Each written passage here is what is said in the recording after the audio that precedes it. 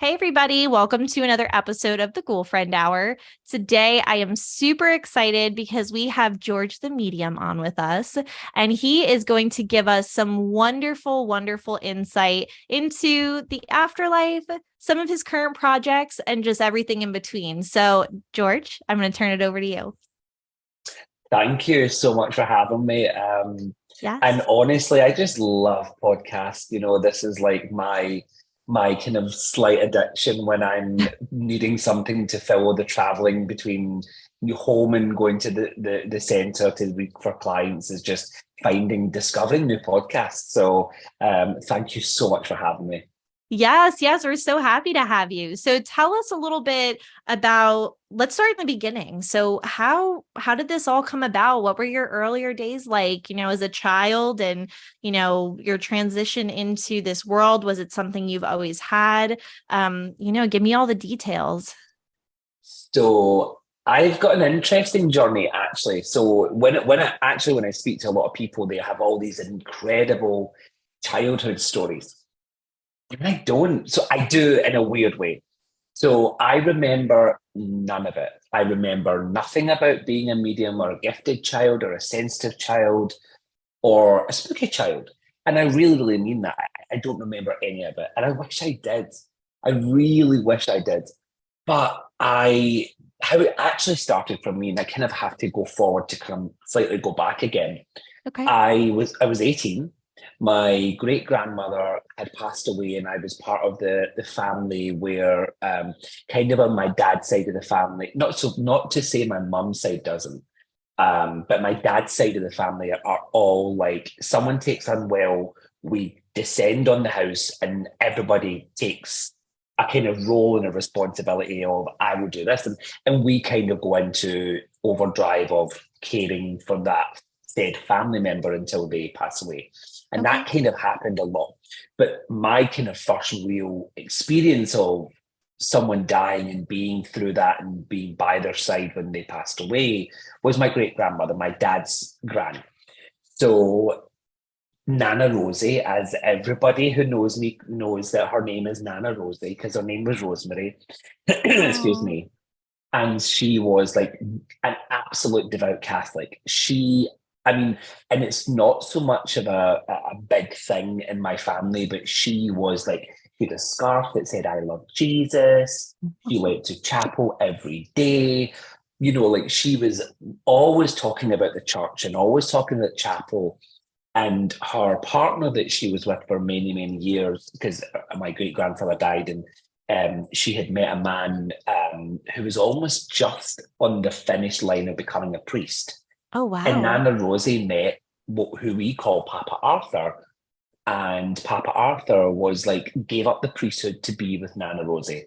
They never got married, but they've traveled all of these religious places around the world. So the house was full of holy water from everywhere, right? And so, but she was such a character for this tiny little lady who never drank a day in her life and just, she inhaled a cigarette and never, she didn't inhale it, excuse me, like that all the time. So she was this tiny little wiry lady. But anyway, she passed away. And 4 weeks to the day, I'd not long moved into my own apartment. And it was a big thing for me being, just turning 18 and having my own place. And Yeah. I had this feeling of someone during the night standing up from the foot of my bed.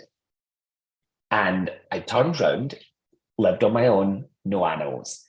So a little bit like, And I don't know why I wasn't scared. I just, nothing but calmness, turned round, and there she is at the foot of the bed. And this is 4 weeks of the day that she died, and I literally to the day, right? So I get up, and I'm quite scientific. I want to understand this, the natural before the supernatural, right? Yeah. Had no other experiences in my mind. Walk towards Nana Rosie, and she disappears in front of me. So yeah, so George at like 3, 4 in the morning is a little bit spooked. So I go through, make a coffee, and I just couldn't make sense of it. And actually, I really had started to have a lot of really overwhelming, spooky experiences. And I say she flicked the switch. She turned the switch on.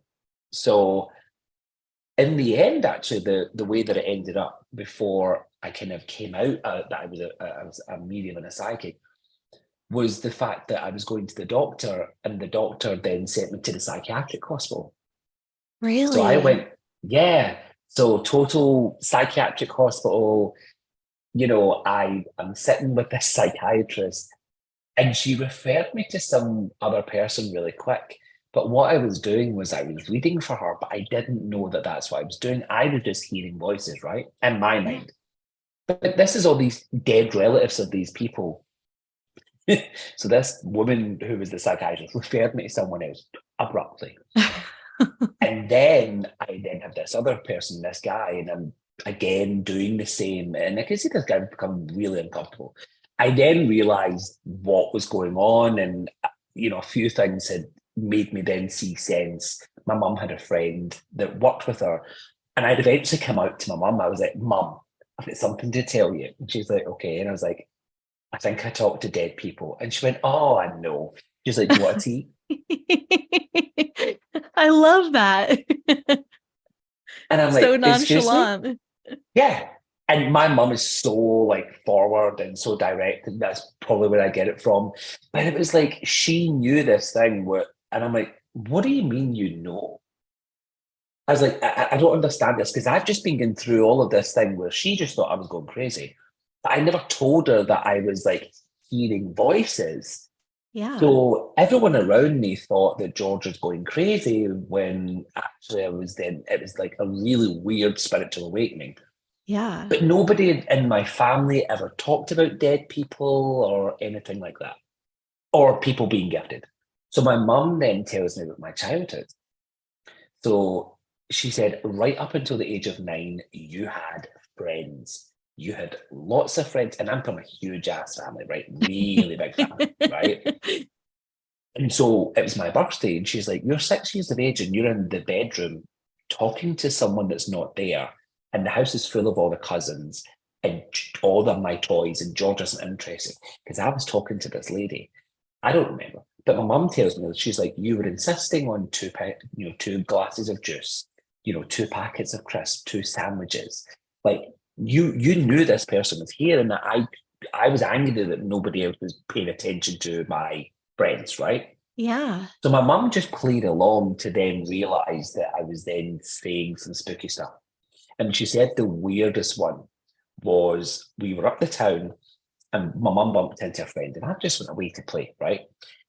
And my mum, when I come back, because my mum calls me over and the lady's walking away, and I said to my mum, "Oh, it's such a shame the lady's daddy's in the spirit world, or the lady's daddy's in heaven because he had a sore heart." Oh. My mum had just been told by that lady, Irene, my dad passed away. He had a heart attack. So my mum's just been given the information from this lady. I'm away playing. So I then come back and tell my mum, "Oh, I could see that lady's daddy. He's in heaven with a sore heart." Gosh. So that was like the one a moment for my mum that then kind of made all the pieces of the jigsaw be put together. So then, I mean, loads of spooky things would happen, but she just kind of get used to it until they became a little bit bump in the night spooky. Okay. And that was where it was a little bit like, okay, this is getting too much. And we all have those bump in the night stories, right? We all have Yeah. those experiences that we can't, figure out. And it goes right back to us about 18 months. And my mum is a young mum, and George is in we call them the cot, like I don't know if you guys The call them the same. bassinet. Yeah, so the baby's Okay. in, and it's got the high sides with the bars. And so I'm transitioning from that to my own bed. But my mum's best friend, who I call my aunt, is up from London, and she's staying, and she's in the bed facing the wall. She has the feeling of this looming tower of like person standing over her. The room is ice cold, and here is 18-month-old George speaking, because I was a very quick talker and walker, and I'm speaking, someone is responding, and I'm laughing. Oh And then my I'm gosh. having, yeah, full conversation. My Aunt Lynn who we speak about this story often, and it freaks her out, right? And I'll tell you how much it freaked her out. She lay in the bed and she could just feel like this presence standing over her. I get goosebumps even talking about it. And there's 18-month-old George giggling and laughing and having this engaging conversation. And she said you would wait, but you would say something and pause, and then you would respond or you would laugh. Oh my She's like, gosh. but the more that you done it, George, the colder the room became. So, Wow. yeah. Could you I don't know what I imagine? would do. I'm like, I have a 2-year-old, and I mean, like, there's Mm, times where like she'll say things, and I'm like, oh, okay, like, peculiar. And then 18 months though, I feel like she was still such a little baby bean at that point. Like, so to yeah. hear that conversation like that, I don't know what I would do. That would be so different. It's an odd experience to think about because for me, like I can tell the story and whatever, but in the actual moment, like you say, like could you imagine hearing her have this conversation going back and forward that then is where there's a spot of silence for response? I think that's Yeah, quite creepy. Like that that's quite is. eerie in its own self, you know? Yes. And I just think at 18, like for 18 months, like to have that, I don't even know the right word for it. It's kind of leaving me speechless. Like I'm like that Mhm. cognition to like pause Mm, and have that kind of conversation. Like that's so intelligent and so it's just different. That's the only word I can think of because it's yeah. it's not something you hear of often. So that's really cool.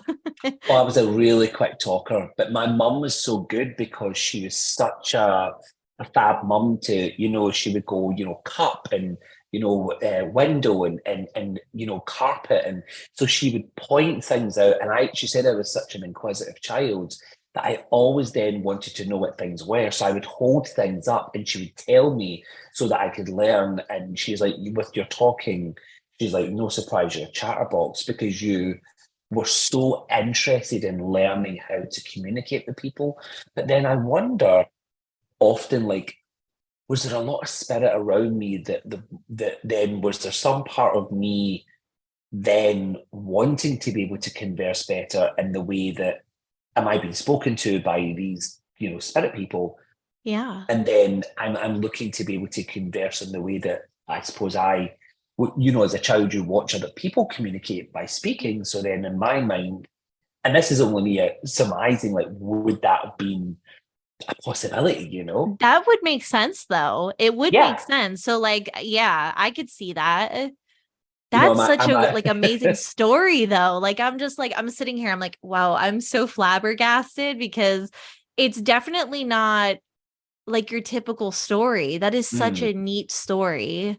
Oh, it So doesn't was your finish how did your there. mom handle that? Like how did Well, she Aunt Lynn was where the story becomes strange because remember, she's feeling someone towering over her, right?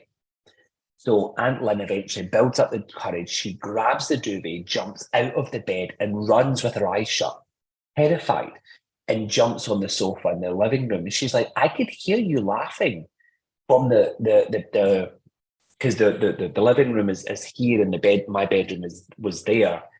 And my mum's bedroom was at the far end of the hallway. So my mum's not hearing a thing. But my Aunt Lynn is still lying on the sofa in the living room, terrified, feeling this iciness and hearing me having a conversation, right? Do you know to this day, when Aunt Lynn would ever come and visit me or my mum, so she lived in London for years, she now lives overseas, even when she comes home, and all the years that she came home from London, she would never sleep in a bedroom in my mum's house. She really? always, and I kid you not, like, and my mum would have, 3 bedrooms. She's like, 2 of the bedrooms that there's a bed there for you. Me or my brother would, jump in together or jump on the sofa. And she was like, no, I'll sleep on the sofa. So she had such a thing where she's like, I just can't. So my mum, obviously, when she hears this story the next morning, is just like, yeah, yeah, yeah. But then obviously all these spooky experiences started. So when it left when I was 9, my mum was relieved, Yeah. hugely relieved, because it just was so much like spirit activity always so much. But I don't remember any of it, and I'm so devastated. But I did have bad head trauma. I almost died when I was 10, so I don't know whether going through fracturing my skull and almost dying, that is that a reason that maybe I don't remember it, because I have such big gaps in my childhood that I don't remember things. Yeah. And so if I'm shown photographs, I can go, oh, okay, I kind of remember that. But I don't have the physical memories of that, because I believe because of probably of the head trauma, because it was quite bad. Okay. But yeah, that was like my awakening story. If Wow. that's That is a like phenomenal awakening story. Like that literally just blew my socks off because like I'm sitting hmm, here and I'm just like 18 months. Like that's still I'm still sitting here like 18 months and you were just conversing in hmm. such a profound way with whatever this entity was. So that's so I don't like that's just so neat. And like did you guys ever figure out what was it a family member? Was it Don't no? know. I remember asking my mum and my like many years later, like, did it make you feel scared because it felt dark? Or was it, she's like, no, she said, and thinking about it, it was just the presence was all consuming. She says, but you were not scared. She said, but I was scared because I could feel it standing over me. But it was like there, and the presence was so strong. And the more that she became scared, the colder the room became.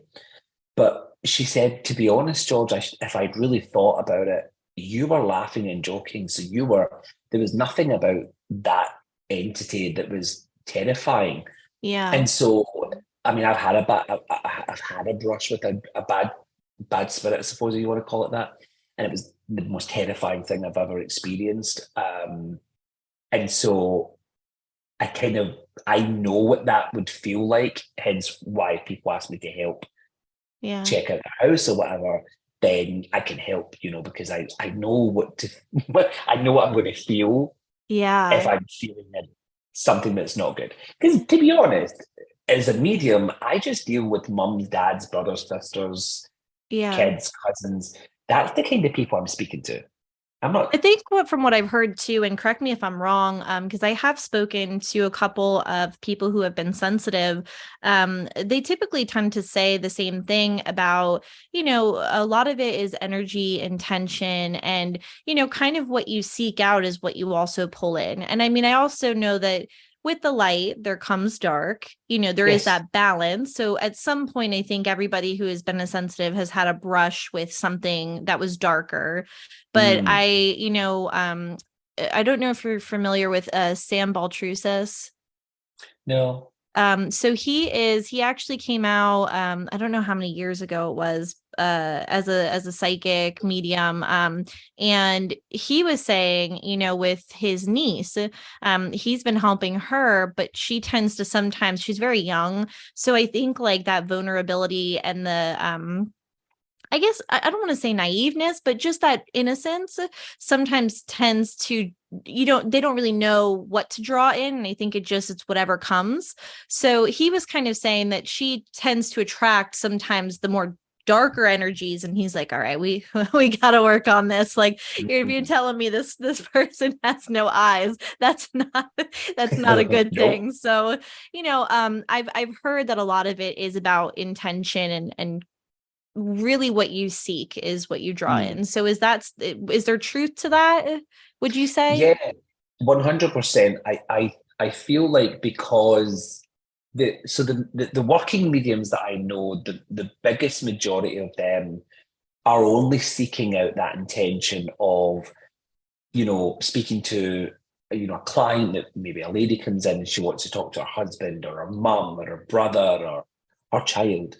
So Mhm. when we live in that intention of family, friends, and loved ones, then that's all we really are surrounding ourselves with. I Mm. would say that if you're, and my experience was very particular with that. I had a bad experience with a bad entity because I was dabbling in all sorts, because I didn't really know what to do. Yeah. Bearing in mind, you're going to go back 23 years ago. So, there's young George that doesn't have a clue. There's no internet. You want to go and research, you have to go to a library. Yeah. So, you even on TV, it was, if anything spooky happened, it was something scary. Yeah. Like, and so nothing like the horror movies of today, but you had these things that were spooky. And so for me, I started to dabble in energy, and I thought, well, if everything's energy, then tapping into the dark and the light, does it really make a difference? Yeah. And that's really where I started. And so I would just channel for spirit, like I would just open myself up, having no clue what I was doing, and just opening myself up, like, hey, whoever wants to come through, like, Mhm. whatever. Yeah, exactly. So I started to really be stupid in it, and I would take a pencil, and I had really light wooden flooring. And I would take a pencil and I would draw a circle and I would draw Ouija boards around it, and I'd sit in the middle. I hear the word and I'm like, oh no. So yeah, not don't do that. Anybody So that's listening, can we delve into that? Do you mind talking about it? absolutely, of course you can. Yeah, Absolutely. if you don't mind, I kind of want to hear about, what that experience was like, and, what kind of like what you're talking about now, what you were kind of doing. Because one of the things that I also have a mission and a goal of on this podcast is similar to you. I've told you, it's been a long journey, and I'm trying to educate not only myself but my listeners, because I feel like, and please disagree if you don't agree, but the younger generation has kind of created this metaphysical fad. Hmm. And so being psychic or sensitive, or, dabbling in the paranormal is like the cool thing now. It used to Yeah. be like a very taboo topic. And I feel like now it's like the cool thing to do. And I feel like there's a lot of people who are just dabbling, and they're just kind of like, oh, well, what difference does it make? Talking to some demonologists on here, some paranormal investigators, they all seem to say the same thing, that the dabbling has become increasingly worse, and it's causing a pretty big influx of issues.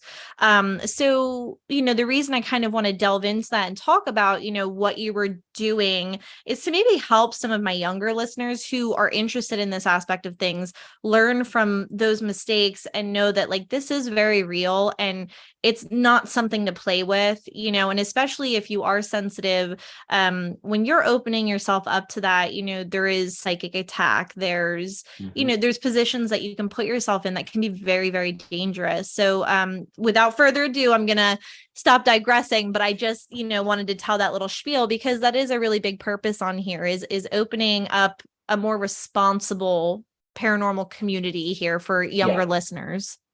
I think the perfect to use that, because young people are seeing what they're seeing online. They're watching, as you say, it's become a fad on TikTok. They watch the movie The Craft or whatever it may be, and it becomes something exciting to then try and show off to their friends. And everyone wants to be a medium. Like, everybody and their granny wants to be a medium. And I'll go Yeah. into a little bit later understanding what a psychic is and what a medium is, because that's probably my biggest thing that I speak about to educate people, because the majority of the world don't know there's a difference. Yeah. And so that's like my big thing that my students hear me talk about it all the time. So, how to throw yourself into something that's dark is, there's an interesting thing. So, when I was drawing the Ouija board and I was sitting in it, I was kind of using myself as the planchette. So, I was the thing that you would hold on to that would spell things out. So, I was just opening myself up to spirit to try and see what information I could get. And so, what I was then hoping would be that my hand would either lift and point in a direction to a letter or a number, or I would have the impression of that in my mind, right? That Okay. was kind of what I was hoping. And then I started to have these feelings of these really friendly spirit people coming in and being my friend and kind of telling me what I wanted to hear and giving me some like wow moments. And, there'll be a flicker at the light, or you'd hear a knock and things like that. So I was then like, oh my God, these things are my friends. And there's a thing called progressive entrapment, where Mm. spirit beings who are normally not the best will work with you over time, being friendly and being your best friend, and they will use that to progressively entrap you into draining your energy and things like that. So, they're kind of tricking you out. And so that's a bit where I went wrong. And I just thought I was cool as a cucumber, right? I just thought, George, this is, I had nothing. And I was really fearless back then. So I didn't worry and didn't worry about responsibility or consequence or whatever. I was just like, yeah. And I wanted to be cool like all these young people nowadays. I wanted to tell people about the spooky things at hand, right? And so for me, as I started to tell people, people would come. Where I lived, you have to understand where this flat that I had was right in the centre of the town. So everybody came to me to use the bathroom or to have a coffee or to catch up. So I was quite lucky because I would have my door go all the time and people would just come in. It was all family and friends, right? Okay. And they would then start to hear a chat or a footstep or have a breeze or then feel very uncomfortable or smell cigarettes. And there was a lot of then these repetitive things. Right. And so I was in my bed this night and I woke up with the duvet covers being pressed down but being held down. And I couldn't move and I couldn't speak. And I was pinned. I never felt, the funny thing is I don't like the duvet covers being, I don't like weighted blankets or anything like that or layered blankets because of that experience. I can't do it. So it was weird because it felt like I passed out and woke up. And Okay. then from that, there was no duvet covers on me. I was being held by my feet. I'd been held by my waist. And I knew that there was something holding my shoulders back. And I felt like in that moment trying to scream. And then my spiritual friend was lying in the guest bed next to me. And I couldn't scream her name. I couldn't speak her name. I couldn't do anything. And again, I had this feeling like I was being passed out again. Oh my gosh. And then waking up, and I noticed that I was able to be slightly more up the bed on one side, still pinned. I knew that I was being pinned down by more than one person or thing. Oh my And then gosh. and so from where my bed was, the door was over to the left-hand side, and I seen a man who was taller than the door frame, so he would have been about 7 foot tall. But his head was on backwards because I could see his face that was, it was dark and droopy in a sense, but his shoulders was like the back of his shoulders was what I could see, but his head was on the wrong way around. So is that right? Yeah, yeah. So you would basically see the face, but then it was his back. What? And as soon as I seen that, I felt um, this smell. I'd never smelled anything like that until I'd smelled what rotten meat was, and so like really stale eggs, rotten like chicken, rotten chicken, or like that kind of idea. But almost a little bit like there was smoke there, like a little bit fiery or smoky. I don't really understand why that was there, but that was kind of the concoction of the smell. And as soon as he came towards me, I was just pinned, and in the moment I was able to scream. And I just screamed out my friend's name. It was obviously what I'd been trying to scream out the entire time. She sat up, bolt upright. But bear in mind, she was the one that helped me start to understand my gift. And she just knew there was something wrong. So she leaped into the bed and just threw her arms and legs around me and just held me. And I don't know what she'd done. And then the room just smelled of fresh flowers. And it was Wow. gone. I was obviously able to move at that point. And so she then said to me, "What have you not been telling me?" Because I was doing all that spooky stuff and not telling her. Oh, she's like slap on the wrist. And we hadn't become friends in the beginning, me and Louise. We were not friends. She didn't like me, I didn't like her, but she had made a swear to spirit that she was going to help. So here was George addicted to the energy that I was getting, this buzz I was feeling, this addiction to being shown things and spooky things happening.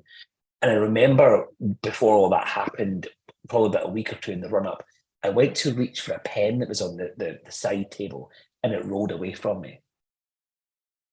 And it's the one time where the first ever time I've seen something physically happen. But of course, immature George is like, oh my God, like I've got, like, I can move things like telekinesis. Yeah, not realizing that all this stuff that I was doing was creating all this stuff, you know? So there was, in that moment, there was a kind of deconstruction of me being honest to her and saying, hey, what's what? And she'd said, you know, I felt like every time I come into your apartment, I could just smell like, but I had an issue with the drain in my kitchen. So she always just put it down to that. But she always just would walk in and get this smell. And because it was there so often, she just discounted it to that. But she said, whatever was going on around you was clever because it was masking itself in a way that she wouldn't have been able to pick it up, which was really fascinating because Yeah. it was not showing itself. It was able to hide itself. But I was just addicted to all these spooky things because I'm like, oh my God, there was a knock at the door, or oh my God, there was a breeze, or so I had to kind of deconstruct from all of that by sitting basically almost on the daily with Louise, and we sat for the pleasure of the spirit world and really raising my vibration to what I surround myself with now, which is, you know, that love and light energy, that love and the lightness of people. I think love and light's used too often as a throwaway term, but really it is surrounding yourself with that love. But there's all these young people who now have everything at their fingertips who become addicted to all this. That's scary. It That is. It worries me. is. It really worries me in a big, big way. I've just seen too many things go wrong. And the scariest thing that I think I've ever seen, and it really did, it was like, okay, like I think I need this podcast more than ever. There is an individual that has become very viral on TikTok, due to the fact that he takes, like I'll use Bloody Mary as an example. He will hear about these seances, these rituals, or these new spiritual challenges that take place on TikToks where people are like inviting stuff into their house, or they're like just very, very silly stuff that's just common sense. Like, why would you do that? And Yeah. he purposely does that and then gets like really terrifying things on video, and he's got millions and millions of followers and views, and he's getting paid for it. And I'm like, what is the end game though? Like, when do you say like enough is enough, that you're putting yourself in a really, really bad spot? Because I mean, the money's great right now, but if it does dry up, you're going to be left with a lot of bad energy, a lot of crazy things in your home attached to you. Like, when I see stuff like that, it really makes me worry, because it's just like people are willing to go so far for the fame and the attention. For the likes and the views, yeah. And I'm like, and they don't have any real life idea that it's not a game. It's not a game. And so, Some someone said to me, sorry to interrupt, someone said to me recently, and they meant no harm, why aren't you bigger out there? And I said, what do you mean? And they're like, well, why, like, and the person they're a student and they've seen me demonstrate quite a few times, and they're like, the way you do things and the way that you educate people on how it should be done before every demonstration, every reading, you tell people how to spot the fake so that they know how to spot the genuine. Why are you not having these hundreds of thousands of followers? And I was like, because that's not where I sit. mm-hmm. I would rather have 3 people who genuinely care about the way that I work and what I do, who are genuinely interested, over hundreds of thousands of followers. Now, the biggest thing that people think of it, because I love social media strategy, etc., and learning all that, that fascinates me, how the algorithm works and business management and deconstructing how to know why TikTok went viral, and what did they do that changed it, and I love all that, right? That's Yeah. probably that's my rather than have a donut. Well, I've had a donut and watched that, but that's my addiction, right? Yeah. So, but she was right in the sense where she was like, for her as a student who looks up to me in the way that I look up to my mentor, because Mavis was my, God rest her, she passed away recently, but Mavis Sorry. was one of the greatest mediums that's ever lived. And if you get a chance, anyone that's listening, look up Mavis Patella. Okay. She is one of the foremost, and it's Mavis, Mavis, Patella, Pittilla. Just type in Mavis Patella. You don't need to do any more because it's going to give you. And the way that she talks and the way that she speaks about mediumship, I was lucky enough to be mentored by her. And she literally takes what we know to be psychic and mediumship work. And actually, she's very hard on you. She doesn't go in with kid gloves. And she's amazing. But anyway, so the way that my students mentioned this about me, she had me in the same way that I view Mavis. And when she said, "But you're my Mavis," Yeah. and I didn't realize it like that. And I thought, I don't think in myself of being famous. I don't watch how many followers I've had. I don't watch how many likes I have. I generally, what I do care about is the people who send me a message or an email or a comment. And comments are hard because there's just so many. But it's hard to try and get in and reply to everyone. But when you do, especially if it's a private message or an email or something, you're sometimes just answering someone's question. But those are the people that matter to me.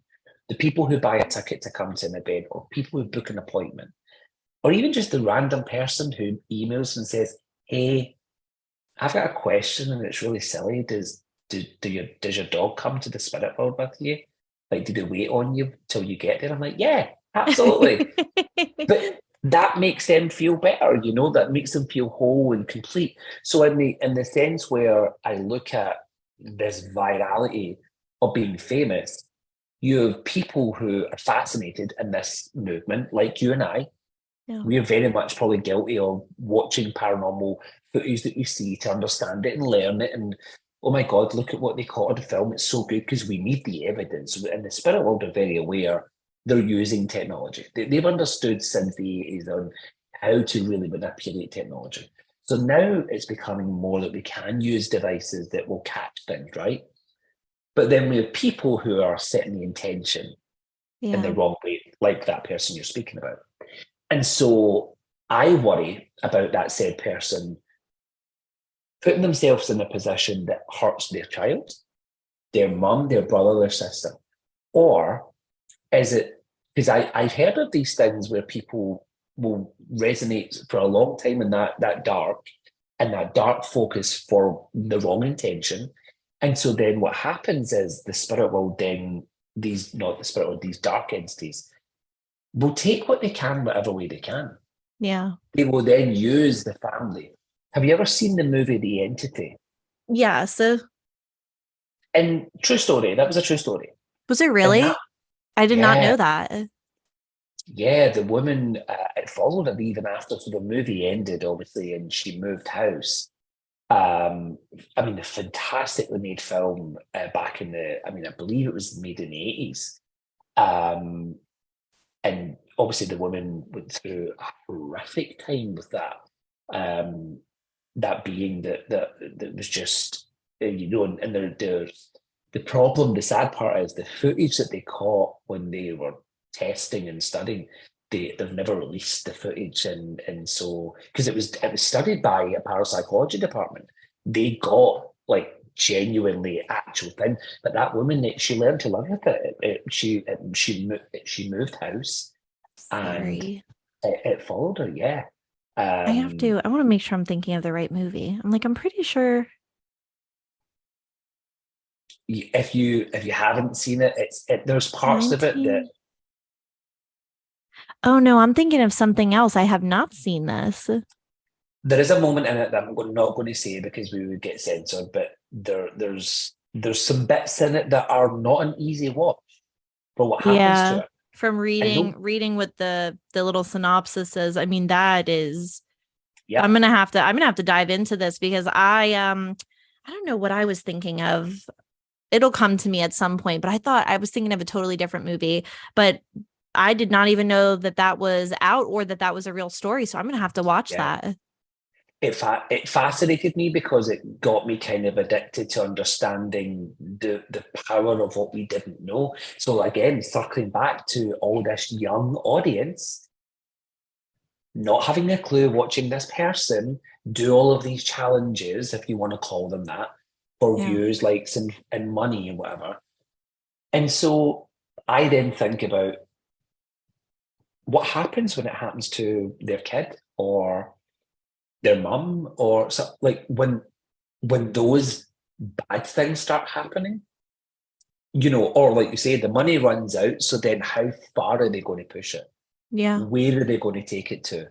And I've got a lot of friends in the paranormal movement, and I really will point a lot of people who are having bad problems in their direction. Most of them are in the States. And I'll point them there for like, you want expert referral on people who do investigations all the time. That's the person to speak to. Yeah, I can come and do a cleanse on your house and tell you you've got something dark in your house. Yeah. But beyond that, I'm not, I would want to say if you want to understand, to really know what's going on, they're the people to speak to. Yeah. Um, but yeah, I'm scared. I'm like you, I'm worried for these young people that are so impressionable.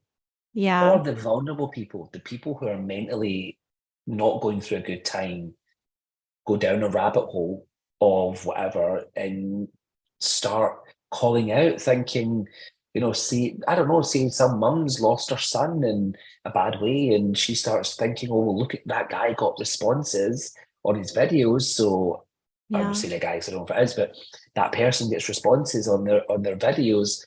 I could do that, and maybe my son will talk to me. And then she thinks it's her son and ends up like me being progressively entrapped by something that wants to attach itself to you. Yeah. And that's honestly like what really scares me the most is that the one thing that I've learned from talking to all these people is that they are patient, these darker Mm, entities, I can't talk. Um they're very patient and they will wait and wait and wait and for the right vulnerability moment and pounce, and they don't have a sense of time. And so it scares me because people are like, oh, well, if nothing happens right away, I'm in the clear. And hmm. that's Yeah. not how it works. And so, Nope. and like you said, it's not just about the person with their hands on the planchette. It's not just about the person who's dabbling in blood magic or, you name it. It's about, when you're no longer of use and you're no longer there's no purpose to you anymore, they're going to go to the next best thing. And, I think some of the most painful ways to get to somebody is by the people that they love. And so Yeah. what makes you think that they're safe? So I see what you're saying there, and that's 100% valid. So that's just really my biggest worry is like, I think there's just a lot of vulnerable minds. And it's like, I have to think back to sometimes I got to put myself in their shoes and be like, okay, I probably did really stupid stuff when I was that young. I never ate a Tide Pod. I can say that. What's that? You never heard about that? Oh my Mm-mm. gosh, I was so mortified for some of these children. They started doing something called a Tide Pod challenge where they were, I couldn't even tell you what the reason or rhyme was, but they were popping Tide Pods in their mouth. What's that? They're like laundry detergent in like these little bubble packets. Oh, Tide. Okay, so yeah, I know the Yeah. brand, but we don't have it in this country. Yeah, yeah. Okay, So they yeah. put the liquid tab in their mouth. Why? And and that's something like I have no rhyme or reason. I have no idea why this took off. It was another one of these. I don't even know if it was Mm. TikTok or I don't know when it started, but I remember it was a whole thing and it was on the news, and the news is like, please, like for the love of God, stop eating laundry detergent packets. Like you're getting sick. We're having people in the ER. But it's just one of those things like I don't understand the rhyme or the reason. I don't know why they do it, but it's kind of just monkey see, monkey do. And they just jump right into it. And it's like, it's all fun and games until you end up in the ER. And what I always kind of say too to people, like when, like, cause I'll have friends who are definitely skeptics and they're like, oh, we should play with the Ouija board or we should do this. And I'm like, listen, if you didn't know how to drive a car, would you just sit behind the steering wheel and just take your best guess? Good way to describe it. Because I mean, that's essentially like you don't know what the outcome's going to be. Mhm. And you're not only endangering yourself, but you're endangering other people. And it's like, what about that says that's a smart move? So Yeah. that's just kind of like the way that I approach it. But it is scary. It's a scary world that we live in when people don't take, the afterlife and spirituality and the supernatural seriously. Because it's all one and the same. Mhm. Like it really is. I could only imagine my grandmother having a crystal ball, having a glimpse into the future, and seeing people pop a laundry detergent pod in their mouth and filming it I, just to be cool. I have no I, idea. it's terrible. I I just, think it's weird. Like when we say it like that, it is like the stupidest thing. We actually were laughing today because TikTok, when it kind of exploded in the beginning of the pandemic, it was all about dancing. yeah. And I get why my generation, I'm 41, right? So I get why my generation was, or and above is like, I ain't going on TikTok. Yeah. And I only went on TikTok because of work. Because I then noticed people saying to me, hey, are you on TikTok? I want to follow you on TikTok. And I'm like, no, I'm not doing dances in some crazy app. And so I just literally thought it was like a video app about people dancing. Yeah. And I thought, I'm not putting my 40-year-old self on a camera and dancing to his music. My days of doing all that are done. Like, I'm not being that guy. Like, no, thank you. So I get why there was a resistance in a kind of older group to then move to something because it was all about being viral and dancing, not realizing the world that it opens up to communication and sharing stories, really genuine stories, and also things like this, where we take moments from this podcast and strip it into bits Yeah. and share it on social media to let people know, hey, I've got some education in this episode. Yeah. Listen to someone who's been doing it for 23 years. Yeah. And listen, I don't claim to know everything. I just claim to know that I will share my experiences. And I'm an Yeah. open book with like these things. And if people say, can I ask a question? I'm like, go for it. Ask 25,000. I don't care. Like because it's how I learned by asking the questions. Yeah. But there wasn't a lot of people about back in my day to teach you. And there Yeah. was, as I said, there was no internet. So you had to learn by sitting for spirit. You would Yeah. sit there and you would build your energy, and then you would receive information from your guides, your inspirers, your family and friends. That's how the information came through, not in the way that it's perceived in the movies, where it's like, Dr. X, Xavier or whatever. It's just an interesting thought to where I wonder where the movement's going to end up. But the spooky world fascinates me. I love it. Yes, I'm right there with you. I mean, I would be lying if I didn't admit that I did end up on the spooky, what do they call it? They call it like a ghost talk, or there's always like a side to Yeah. TikTok that you end up on. Yeah. And also like totally unrelated, but can I just say you do not look your age. When you said that, I was like, wait, what? I'm like, Thank whatever you. he's having, I'll have that too. I'm like, because I hydrate lots. you So look fabulous. thank you. It's so kind of you to say. I drink about 12 liters of water a day. So like we put like I know it's not called, we call it diluting juice, but it's just like a fruit squash that's sugar free and it's really concentrated, and you put a little bit in and you put water in it. So Oh, I just hate water because it's boring, yeah. but I know that they don't have what you call a diluting juice, and it's not like fruit squash. It's just like a normal. But anyway, that's honestly, if anyone that says to me, "What do you do?" and I'm like, "Yeah, I hydrate so much." I gotta get better So, with my hydration. I gotta get on your level because I'm like, you literally just have like that like glowy skin. You look so young, and mm. I'm like, oh Lord. Well, thank you. You look young, so you're very young. I can tell you're young, so you're all right. Thank But you. thank you. That's really, really kind. 41, my God. Who would have thought I'd be 41? But You didn't even anyway, have to tell anybody. Just be like, I'm 20. Forever 20. oh, I love it, honestly. Well, I can't because someone went, well, no, because I've got a daughter and she's 21. Okay, yeah. So that kind of throws it through. And it's funny because when people speak, and they're like, are you not gay? And I'm like, yeah.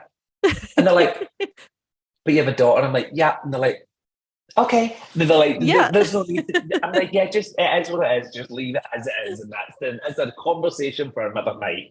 I love it though. I love it. It's nice. I love that you have a daughter. I think that's so cool that, and she's 21. I feel like that's such a fun age because I feel like that's like the best friend age where like, Yeah. like they become like your like little best friend. Do you And guys she's have that spooky like, also. yeah, She's spooky. She had some really interesting ones in that apartment. She seen faces coming out the wall and it freaked her out. really? So yeah, I don't believe in people making their children do anything or handing kids tarot cards or anything. It's like they have to have a responsible mind to know an adult mind, Yeah. to really understand that. Because you're so impressionable, even at 21. Like I remember being 21 and thinking I knew the world. So, but yeah, I mean, she's an adult, and so questions are, she can ask, and it'll be very honest. But as a child, like she was overly sensitive with these things. Like she would get a lot of things, and she was quite a shy little one, so she was quite scared. So I had really kind of worked with the spirit world and just said, listen, let's just give her a few years. Because I could tell they were drawing around. She'd lost her grandmother on her mum's side. So I know that she was hoping, because she knew, her mum was very into spooky stuff. So I know that she was very much aware of that kind of thing. Because she was probably around 9 or 10, maybe 9 or 11, maybe when her grandmother, I can't even remember now, that's terrible. But she was then, I believe that may have been her awakening, because I believe big time, if something happens to you traumatic in your life, through an accident, through a family member dying or something, it can be a trigger to awaken your dormant gifts. Big time. Yeah. Yeah, absolutely. But that's so neat that you guys can share in that together. And at least she has Mm, you as like a mentor because, and I've said this many a time on some of my other podcast episodes, I think sometimes having sensitivities can be really isolating. And if you oh don't god, yeah. have the right person to guide you and kind of validate what you're going through, it it can, and I feel like that could also be kind of a reason that some people end up in that darker territory because, Yeah. some people don't know where to go with it, who to reach out to. And so they just kind of focus inward and it could lead to depression. It could lead to other things. Yeah. And so, yeah, so I mean, like, that's amazing that, she has you to mentor her and that you guys can kind of bond in that. Thank you. So, yeah, Thank I you. That's really love kind. that. Yeah, it's a nice thing to have. Definitely. And she seems like Definitely. she's handling it pretty good. Like she seems Yeah, I think so. I think okay. so. There's definitely, she's doing her own hippy dippy life thing right now. So I'm just like, I'm definitely now having to be the guy who stands on like in the far away, watching, like, because I'm really, really heavily, hands on and involved. And I'm just like, this is the time I need to give her. I know she's got that sensitive vibe. She's not delving into it right now. Yeah. I'm just like, okay, that I know that that's going to come. So it's yeah, no, Yeah. I'm just kind of being the sideline guy watching what's happening from the sideline. I'm sure Um, she appreciates that though. yeah, because I'm just like, what's happening? Tell me everything. So it's funny because you make me think about something that I think is really interesting for people to understand is, I suppose, what I can be for others. And I was talking about Mavis earlier. What Mavis done for me was groundbreaking. Like I would say in my 21-year-old self back then, I had no clue in the first few years of what was going on, and I was doing as much as I could to really understand and dabbling in the wrong ways. And so when I'd stopped that, I for 2 years went to people's houses for free and done private readings because I needed to learn. And they knew exactly that. And I didn't know what I was doing. I was holding their hands and closing my eyes and just speaking out at whatever I could see, right? And there would maybe be like between 4 and 6 people. I have no clue what I'm doing, right? I'm just going with what I had an understanding about. And I really feel like applying myself that way gave me the biggest start in my career in the right way because I learned how to deal with people.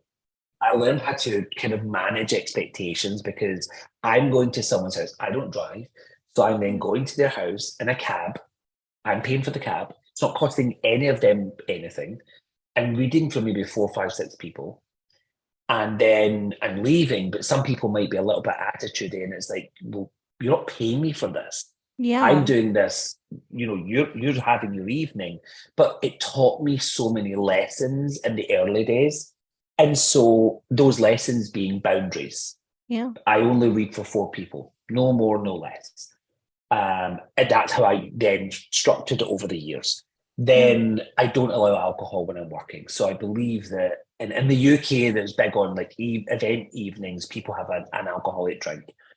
And so there would be like some ladies around with their friends, at 7:30 p.m. in the evening, and George is doing readings until 11 o'clock at night. And so it's Mm. about time and boundaries and how much time you give people, how to engage with people, how to take bookings. Bear in mind, there's no internet again. So you've got a diary that you write down in a paper diary, and you had a landline where people would call the landline and you would answer them, and then have a voicemail machine that I would leave, for family and friends, leave a message, and for work, leave this kind of message. So again, I had to manage and understand what to do. But then going through my career and doing what I was doing, I really, really thought, oh, I had this in the bag. Like, I don't know if it was maybe a bit of ego, a bit of arrogance. I was quite a confident 20 something person. And so I then got to meet Mavis. And the first time I got to demonstrate in front of her, and it was a workshop weekend she was doing. And I got up and I was just like, yeah, I know what I'm doing. Stood up and had no clue who Mavis was. Like, I knew she was someone that was a mentor, right? And I'm like, okay. And it was just like, 2-day class. And there's about 20 something people in the room. And I get up and I do my thing. And she stops and she goes, okay, that's fine. She went, that was about 70% psychic. And I was like, what? And I'm like, no. And no, you don't say that to me, right? And I'm like, no, absolutely not. And so maybe this is the point where I should explain what a psychic and a medium is. Yeah. Because this is one of the biggest misunderstandings in the spooky movement across the world. The word psychic means also to read somebody psychically, we are reading the soul of the person. So everything that happens to you in your life is imprinted on the auric field. So if I'm reading you psychically and soul to soul, my energy, as I'm feeling the information and the impressions, and as I feel that information, it can be where the clairvoyance comes in, which is really, clairvoyance is just a word for TV screen in the mind. So it's just a vision box in your head. And so you'll see images and videos start to play out. Okay. So as you feel that information, we call it clairsentience, which is the sensitive part, which is all in the center of the tummy, which is the solar plexus.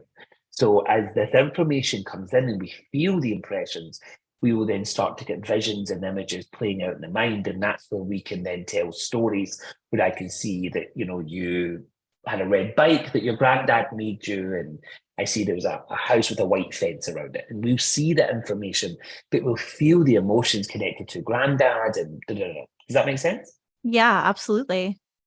So I always say the way that a blind person reads Braille by feeling you're feeling the dots on the paper, a psychic feels the information that's imprinted on the auric field. So everything that's ever happened to you is imprinted on that auric field. Good, bad, ugly, right? Everything that's there. all your happy and sad memories, your school years, your first date, you're going to prom, all of that is there, right? But even the dead relatives, the memories of them are imprinted on the auric field. But it's not your dead relative talking to us, right? Because psychically, it's health, wealth, love life, marriage, career. All of that stuff is about you. So if I'm reading you psychically, I'm going to talk about your past, present, future. Okay. Okay. And normally we talk about your past to confirm that you understand that we're connected with you. We then talk a little bit about your present life and maybe where you could possibly reach into things in the future, career and family and babies and marriage and all that. Mediumship, the energy comes from behind. So psychically, it's energy soul to soul, but the spirit will come in from behind. And so spirit evidence and mediumship is communication with people that have passed on. So this is an interesting thought. Every medium is psychic, but not every psychic is a medium. That I'm going makes to say it sense. again, because some people are like, what? So every medium is psychic, but not every psychic is a medium. Meaning there's some really damn good psychics out there who will do your past, present, future, tarots, crystals, oracle, angel cards, all that stuff. But a medium doesn't need anything like that because a medium can just communicate with your loved ones who have passed on to the spirit world. Now, what's the evidence? Evidence is information that is beyond the generic information. So beyond general information is that kind of evidence that we will provide. So if I'm reading for you, and for example, say you've got your grandfather in the spirit world, I would say, hey, I've got your grandfather here. He's your dad's dad. He's telling me he's got 3 grandchildren, you and your two brothers, right? And granddad was a man who worked in a cotton factory where they made the fabric and dresses and skirts and jackets, right? And then all of that information would be coming from granddad, and you would validate that. So I believe that we should only give information, we should never ask questions. So you'll get a lot of these TV psychics and mediums asking questions of the audience. Do you have a dad in the spirit world? Or they'll then go, do you understand where there's a man who passed quite traumatically and an issue with his heart? They're asking questions. So we as mediums shouldn't ask questions. We should receive the information, pass it on to you, and you should validate that. How do you validate it? 3 things. Yes, no, I don't know. That's all you should say. So if you ever see a psychic or a medium, the only thing that you should tell them is yes, no, I don't know. That's it. Because if you're feeding them information, then you're doing all the work. And I've seen so many people stand in a room doing a demonstration or gallery, I think it's called in the States, and they'll throw information out. Anybody in the room connect to someone called Margaret. Yeah. In Scotland, you're going to have almost every hand going up because it's a super common name, right? And so then it's like, oh, I feel the lady might be a mum, an aunt, a grandmother. Well, what is it? You should know. You should know if it's mum, grand, aunt. So I should then be able to say, hey, I've got Margaret here. She's your grandmother. I know she's your grandmother on your mother's side, and she's with her sister and her 2 sons in the spirit world. Her sons' names are X, Y, or Z, or she was a lady who worked as a police detective. You know, there's evidence about people's lives that we shouldn't know. So that's how it should work. So no questions, only say yes, no, I don't know. And actually, the thing that I do is I don't look at my clients. So when I'm reading for clients, I face the wall because there's a thing known as cold reading, which is reading the facial expressions and body language of somebody. So I just face the wall so that they know that I'm not reading their body language. Because I don't want them going away from an appointment feeling like they're disappointed that I could have fed that from them by their expression. Does that all make sense? Because I know sometimes when that I say all that, you're honestly blowing my mind, and I feel like kind of just opening up my mind to just a million questions. I think more personally than anything, because one thing I will say, and the one thing that I really want to ask you is, when you first started and, you were getting these visions and you were getting these spirits and things like that, when you started to really kind of delve into it, did you have a lot of self-doubt? Like, did you have moments where you were 1000%. just like, it was almost like you were kind of like, you knew you were getting something. So, okay, let me see how I can explain this. So from a personal standpoint, sometimes like I will, like, if I'm talking to somebody or somebody's kind of in my presence, things kind of come into, like you said, like the way that I always described it is that I feel like it's like a center stage. Like I can see a blank stage in my mind and I can see man, woman, I get like I will get a feeling that it's a female and I'll be trying to pick out characteristics. And sometimes like I feel like it's very clear and they come through and it's like, okay, I know that this is this, and this. But sometimes I almost feel like I don't know if I'm reading it wrong or if I'm not understanding, or maybe I'm just not in tune with it enough. But it's like sometimes I have to kind of like dig a little bit.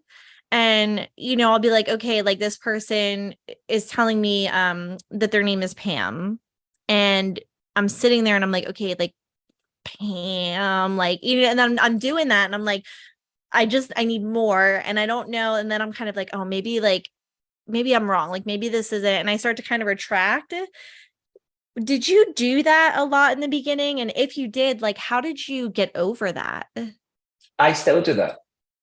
So I was doing a demonstration at a spiritual church last night, and I still do it. And I've read for tens of thousands of people, right? I've been doing this for 23 years. So there's still in the beginning, oh my God, yes. I'm such a person who always wants to get everything right. Because I want to understand how everything works. Yeah. So I would want to get a piece of information, and as soon as I got a no or a hesitation or a maybe, I'm like, oh, that's it. I've got it wrong. I can't do this. That's me. Yeah. I'm done. And it's just that self-deprecating. I would beat myself up. And my partner sometimes will say to me now, we get in the car, he drives, and he was like, how do you feel it went? And I'm like, oh, really, really hard night. And there was this, and he's like, what is it that you don't see? What is it that you don't see that everyone, he's like, George, you said this. But I hold on to the one negative point and I tear it to bits because I'm like, I could have done this and I could have done that. Why did I get that wrong? In what way? So I don't want to dishearten anyone who then will be doing this 23 years later and feel like they're still going to get it wrong. If you're still getting it wrong, you're doing it right. Okay. And I'll tell you why. You think about every person around this world. You know how you meet people in life and you're like, oh my God, I just click. You are my kind of vibe. And then you meet someone, you're like, okay. Like if you've got a really bubbly personality and you're really, really, and you're like, oh my God, hi, it's lovely to meet you. And they're like, okay, hi. And someone's a little bit more quieter or shy, and you struggle with that. Think about that in the spirit world. So let's put you as the medium and you're reading for a client. Let's call your client Margaret, right? And Margaret's here to speak to her family. But Margaret comes in and she's really bubbly and loud and super chatty and kind of a bit of a chatty Cathy where you can't get her to stop talking. And as you start to work with Cathy, you're already thinking, oh my God, this woman's so bubbly. She's my friend. We've clicked. This is going to be a great reading. And Margaret wants to speak to her mum, right? You don't know that. But then Margaret's mum comes in. And your automatic assumption is, oh my God, I'm vibing. This is amazing. And Margaret's mum, we'll call her Sandra, is shy. She's quiet. She's a little withdrawn. She wouldn't have told anybody about her business. So you won't know about her medical life. You wouldn't have known about her family situations because she's a very private, religious woman. And as soon as you get someone coming in from the spirit world like that, and that's just going to throw you through a loop. Because you're going to have to then get Sandra, Margaret's mum in the spirit world, you're going to have to win her over. Because you then need her to say, hi, I'm going to tell you my personal life. But she would never have done that when she was here. Yeah. So the assumption that I see new mediums make all the time is just making an assumption that someone is going to come in from the spirit world and just going to be something that they're not. Yeah. Now, here's a good example. I'm a gab a minute. I love to chat. But honestly, I'm actually a really private person. So my Mm. private life, but people get me wrong all the time because they think that I'm an open book. So because I talk about spiritual stuff, that's great. I am an open book because we need to educate. But my personal life, I'm pretty quiet about that. So when someone tries to read me and then they get that part, they're like, oh, I'm thinking I'm getting this wrong because I'm getting you really reserved. And I'm like, yeah, I'm actually. In my personal life, I don't share a lot of things. And so it throws. So what I would say to you is thinking about communication and you actually communicating with people in the spirit world who, one, you don't know. Two, how would you respond if you had someone asking you questions? Yeah. Yeah. Like, hey, I want to know how old you are, what your name is, where you live. Do you have children? Do you have a husband? Do you have a wife? Are I'd you be like religious? stranger danger. Yep. 100%. You know, Yeah. biggest thing, like you say to kids, don't talk to strangers. Yeah. I'm sorry, but in the spirit world, when they come in, the person that's the client knows them and they know each other. You're the stranger in the room. Yeah. So the medium is the stranger who then has to win over the client and the dead people. Yeah. And so that's the biggest thing that when I say to students, I'm like, you have to. So we call it being a soft telephonist. So you know, do you know? So in the UK, when we call a doctor's surgery, the doctor's receptionist wants to know everything about you. Yeah. So obviously she needs your name and your address and your date of birth to look you up on the system. So what is it that's wrong with you? Right. Have you thought about doing that? And they're all mini doctors. Like they feel that they can change. So they're quite aggressive in asking you a lot of questions, which can sometimes be, I don't want to tell you that it's private. I want to speak to the doctor. But Yeah. they're invasive. Don't be a doctor's receptionist as a medium, right? Be a soft telephonist. So I always say, start with, hi, my name's George. It's a pleasure to meet you. And they're going to then most likely say, hi, I'm Sandra, or hi, I'm here to speak to my daughter. So then you can go to the client, I have your mum in the spirit world. And so you would then say to mum, so I look for opportunities. So if you've then got the lady in the spirit world saying, I'm here, to speak to my daughter, I would then, my next thing is, how many kids have you got? Because then mum's going to go, oh, I've got 3. Fab. So many boys around the mix. Is it just a one daughter, or is it, like looking for opportunities in the conversation? So she Yeah. then says, "Oh, I've got a daughter and 2 sons." You go, right. So who was the hardest to handle? So just like just like small talk, like you would do just with anybody that was Yeah, living, which makes total 100%. sense. I guess, it's just, like I had said to you in the beginning, it's so hard. And I've said this to other people is, um, I like the way that you have put it because I haven't been able to really define, what I've experienced, my entire life. And I would like, so, one scenario, one of my first like times, and this is not something I do, but it almost becomes like an intense itch. And I don't know how to describe that. Like when I was trying to tell my husband about it, I was like, I was in Walmart. I was going down the frozen grocery section, and there was a lady. She had a baseball cap on. She was kind of picking stuff from the freezer, and it just felt like something was like, it was like, go over there and tell her it's going to be okay. Go over there and you have to tell her. And I'm like, I don't know her. Like, and I was like, I I feel uncomfortable, and I'm like, and if this isn't for her, like I'm like, I'm gonna look like an ass. So I was like, Mm-hmm. so I was nervous, but the more that I started to walk past her and walk away, it just got louder and louder, and it was just like, I need you to do this. And it just felt like an itch that I needed to scratch. Like, how that itch just gets intense, and the minute that you scratch it, it just goes away, and you're like, ah, Yep. that's what I was experiencing. And so I walked up to her and I was like, this is going to sound so crazy, and I'm so sorry that I'm approaching you like this. I was like, I have something coming through, and I was like, I don't know who it's from, but they want me to come tell you that everything is going to be okay, and what you're going through right now is going to be fine. And she literally looked at me, and she like turned around. She's bawling. And then I felt even more uncomfortable because I was like, I didn't mean to make her cry. And it turned out that she had just recently gotten diagnosed with breast cancer. Mm. And I was like, I didn't know. And but things like that happen. And so it happens like that often. And that's the only way that I can put it into words, is that I see, like, in that center stage, it's just like a blank stage, and whatever comes into it, that's how I can relay things. But then also it's like things will come through and they don't make any sense to me. And so I start to second guess myself and rescind. And a lot of the times I'm always spot on, but it's like, I don't know what to call that. So is that, how do you classify that? And like, what is that? So the minute that you start to build, I'll say this and then I'll jump back. The Okay. minute that you start to build a connection and a communication with what we would say is your spirit team, right? Your guides.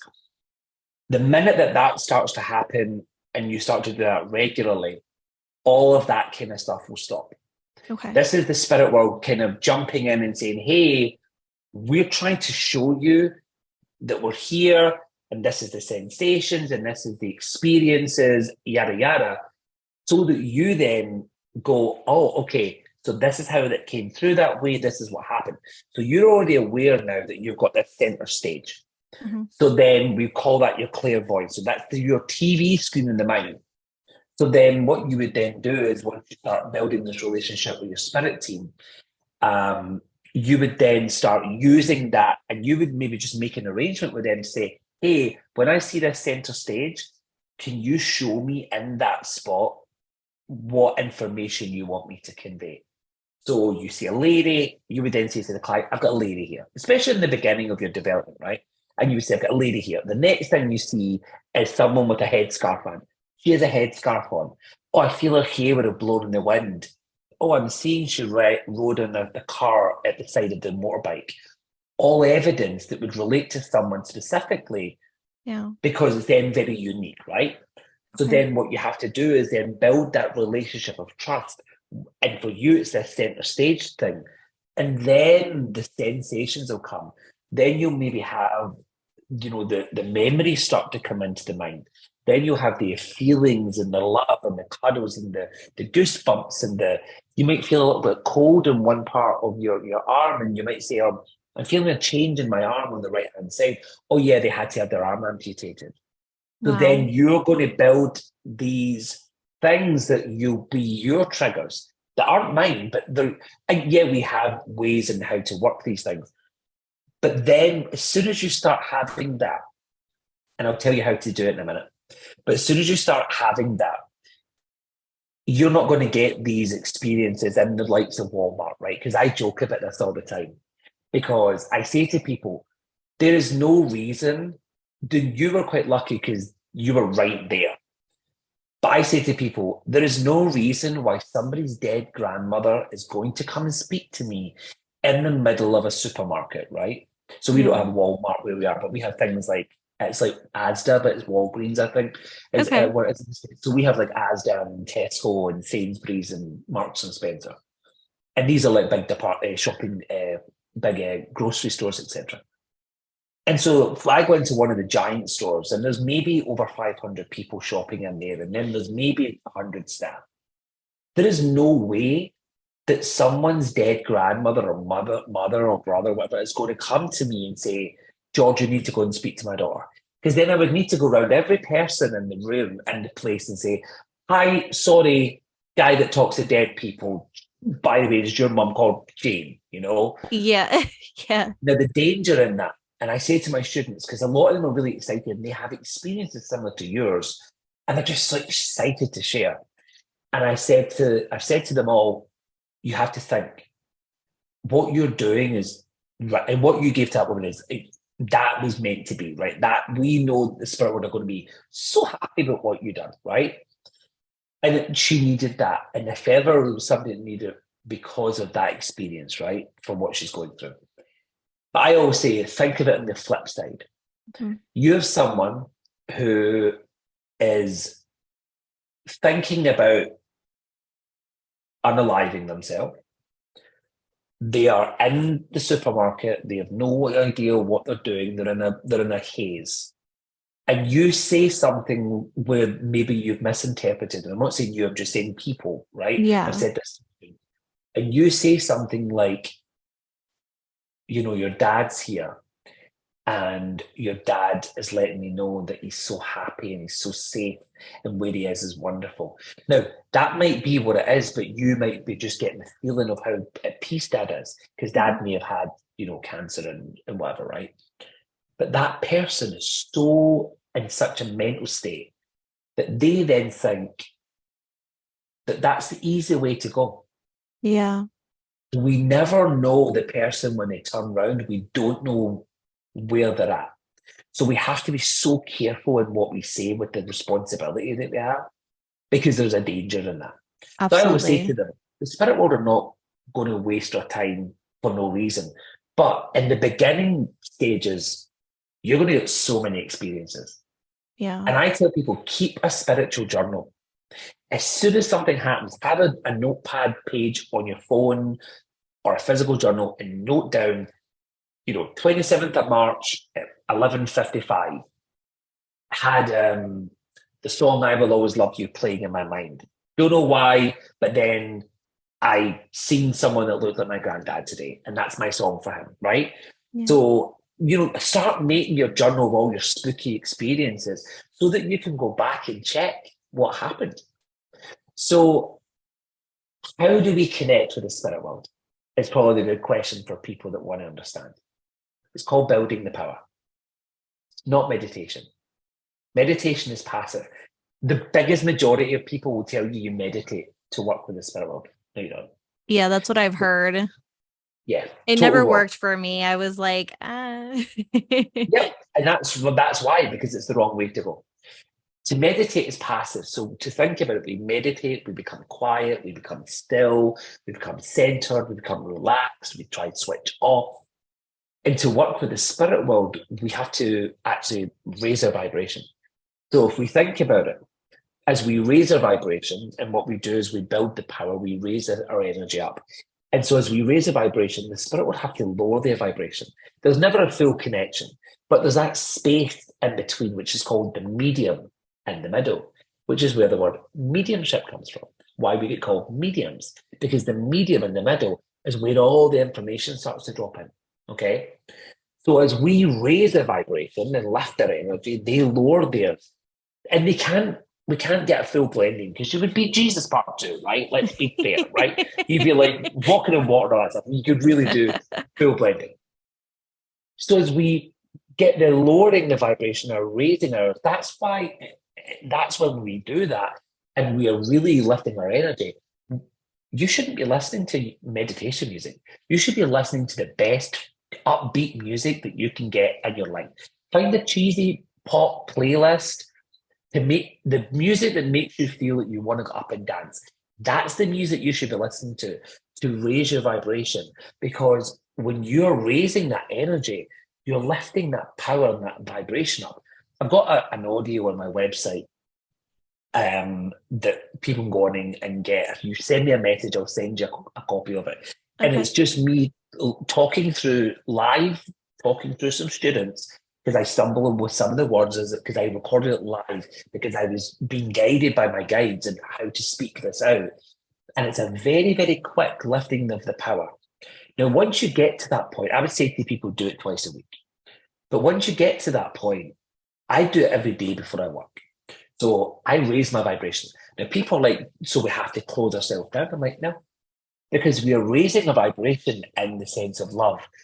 So it's mums, dads, brothers, sisters. So we are only, like you say, like attracts like. But I'm raising my vibration to speak to the dead relatives of the person that I'm going to read for today, right? Yeah. So you don't need to do all this closing yourself down. I always say to people, like, if you struggle and you feel you're attracting a lot of energies, I just say, the way you can pull up a zipper? Mm-hmm. Just imagine a bubble around you and you zip up the zipper. Okay. And that's your way of closing yourself off to all the energies of the world or drawing things in that you don't want to. Once you start having that intention of zipping that zipper up, that's you closed off. Yeah. As easy as that. It doesn't need to be complex. And when Mavis would speak about it, it was the most simplest way, but the most technical, but making the technical easy to understand. Yeah. So that's why we don't meditate to work with the spirit world. So why wouldn't it work for you? So That then, honestly makes so much more sense. yeah. Like, I really am enjoying the way that you are explaining this because for years and years, so I didn't really start, I don't want to say like I started my spiritual journey until my grandmother went on hospice. That opened up my Mm, like I really like felt like I needed to start tapping into it, and I started reading books and I started doing research because I feel like when you feel a spirit cross over and you watch that transition, I don't know what happened, but it just like catapulted mm, my interest, and just I feel like things just started to happen more. And so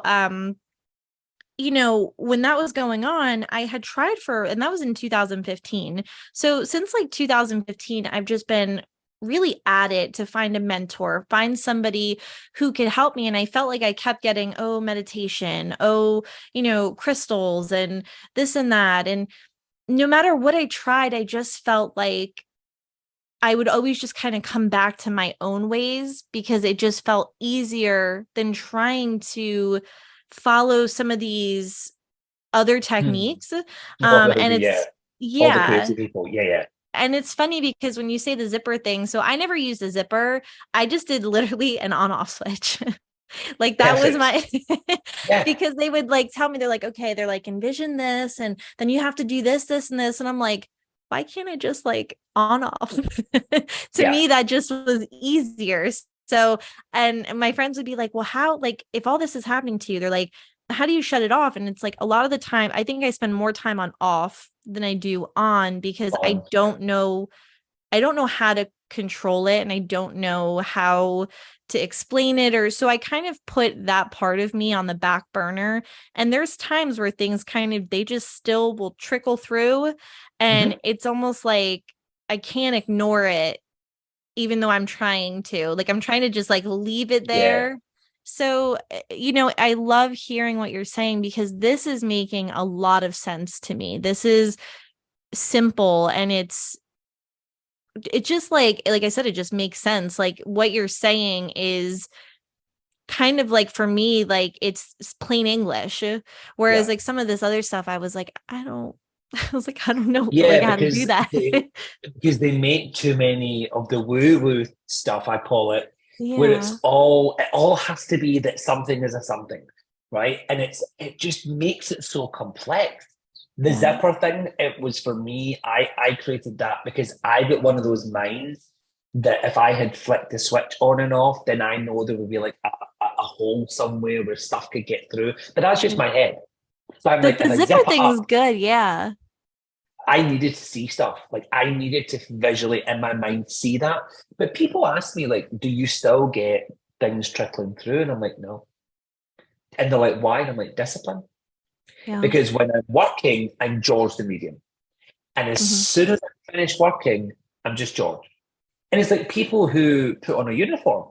I always say mediumship is easy to explain. We are hairdressers, right?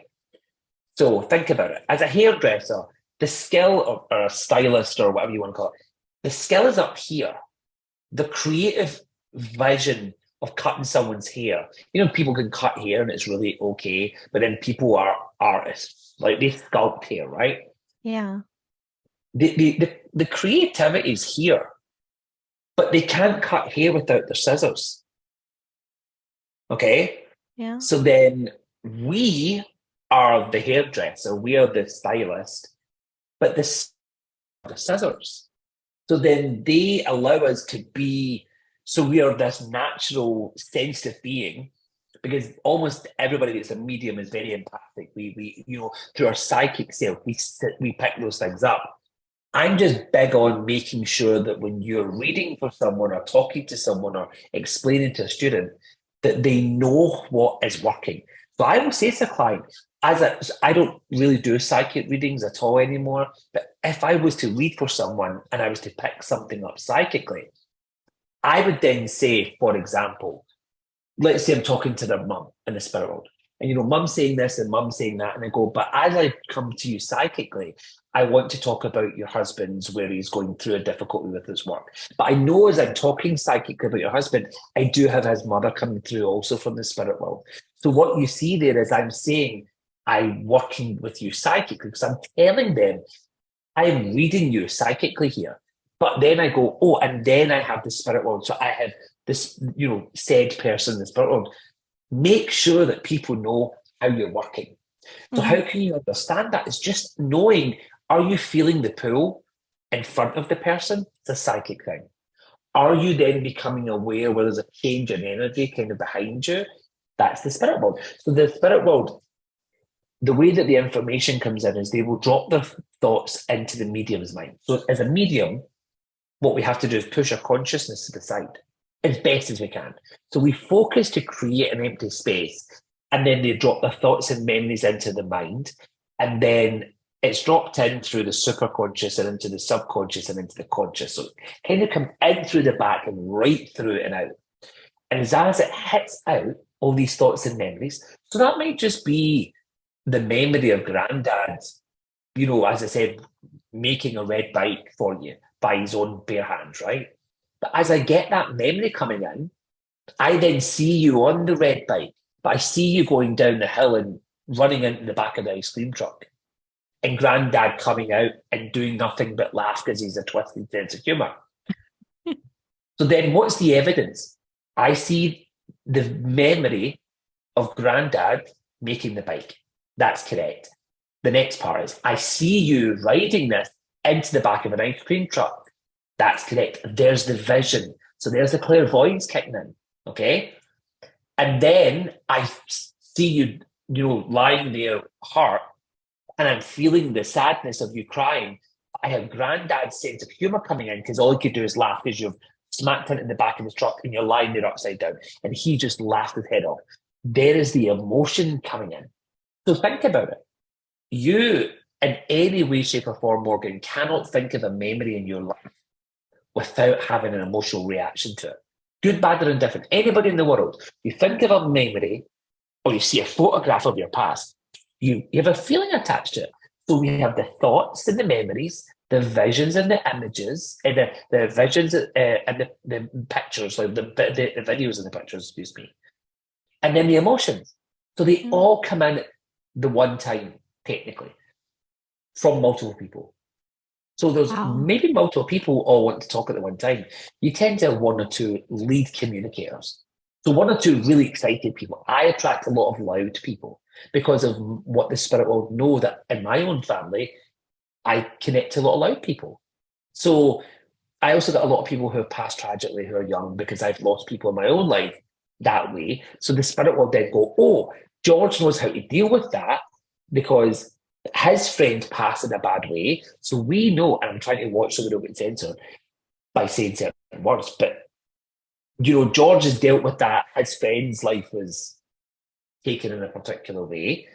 So the spirit will then go, George has dealt with that grief. So we're going to get George all of that. So then as mediums, we get cycles. So you might, Morgan, on your journey, get lots of people where it's lots of mums in the spirit world. Now, let's just say, for example, your mum's in the spirit world, right? And you would then have lots of mums coming through because the spirit will then go, do you know what? Morgan knows how to deal with that because she's went through that. So we're going to send lots of people who have lost their mum because they know, they use what you know, because the intelligence of the spirit world is incredible. And do you not think that they talk? Of course they do. That's so crazy that you say that, because I'm like, that is like to a T. That's exactly like I would always be like, why does it seem like it's the same type of scenario? Like that's crazy. I never thought of it like that. And until you have done enough of those kinds of readings, and then the spirit world will just go, okay, we're going to change it. And it's kind of when you get used to it, they'll then just change it on you. So you then expect that type of reading. And then, for example, say you get 6 months of people and it's lots of mums coming through, right? Every other reading, somebody's lost a mum. And then the next thing you get is a brother. And you're like, wait, and it throws you through the loop because you're then kind of, not that you're giving the same reading, but you're kind of used to that same feeling of what a mum feels like to someone.